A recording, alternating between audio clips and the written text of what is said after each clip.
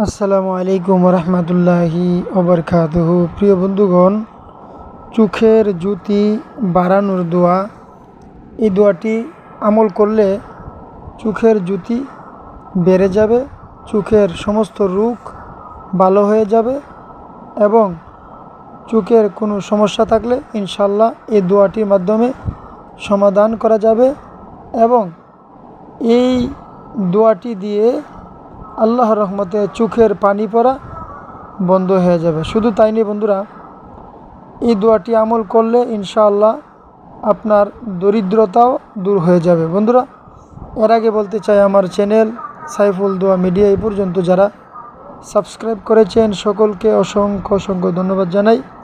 আর যারা এখনও সাবস্ক্রাইব করেননি আমার চ্যানেলটি সাবস্ক্রাইব করে পাশে থাকা বেল আইকনটি বাজিয়ে দিন। প্রিয় বন্ধুগণ, দরিদ্রতা দূর করার দোয়া এবং চোখের জ্যোতি বাড়ানোর দোয়া।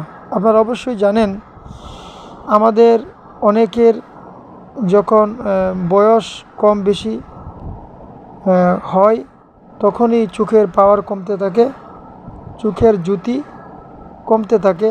অনেক সময় অসুস্থতার কারণে চোখের জ্যোতি অনেকের কমে যায়, কম দেখে এবং চোখে পানি পড়ে।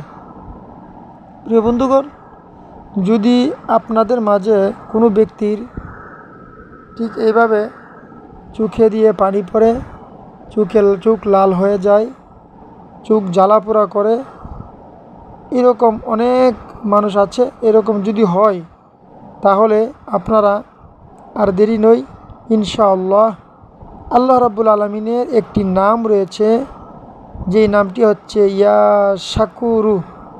ইয়া শাকুরু অর্থ হচ্ছে হে কৃতজ্ঞময় সত্তা, ইয়া শাকুরু। বন্ধুরা, এই নামটি শুধু একটু আমল করবেন। কিভাবে আমল করবেন? এই নামটি আমল করতে হলে আপনারা কি করবেন?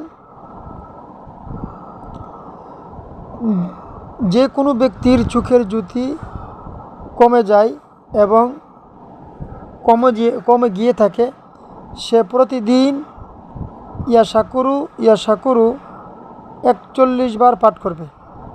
এরকম কোনো লোক থাকলে যে চোখের জ্যোতি কমে গেছে এবং চোখের পাওয়ার কমে গেছে, চোখে দিয়ে পানি পড়ে, তাহলে এই লোকটা ইয়া শাকুরু 41 বার পড়বে। 41 বার পরে নিজের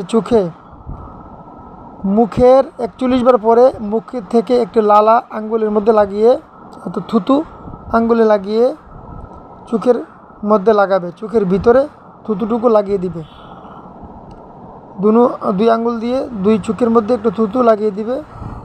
আর 41 বার পরে এবং এক গ্লাস পানিতে ফু দিবে।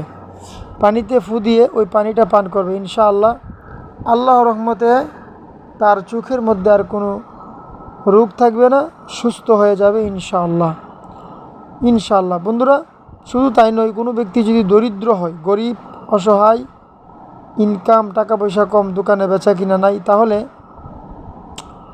ইয়া শাকুরু প্রত্যেক দিন 21 বার করে পাঠ করবে। প্রত্যেক দিন নামাজের পরে, উজু অবস্থা 5 ওয়াক্ত নামাজের পরে ইয়া শাকুরু 21 বার করে পাঠ করবে। ইনশাআল্লাহ তার দরিদ্রতা আল্লাহ রাব্বুল আলামিন আল্লাহর ইচ্ছায় দরিদ্রতা দূর করে দেবে। নিয়মিত পাঠ করতে হবে ইয়া শাকুরু। 5 ওয়াক্ত নামাজের পরে নিয়মিত পড়তে হবে ইয়া শাকুরু 21 বার করে প্রত্যেক দিন 21 বার করে পড়বেন। শুধু তাই নয়, এই সিমের নকশাটুকু আমি আমার ভিডিওতে দিয়ে দিব। নকশাটুকু রূপার পাতে খোদাই করে শুক্রবার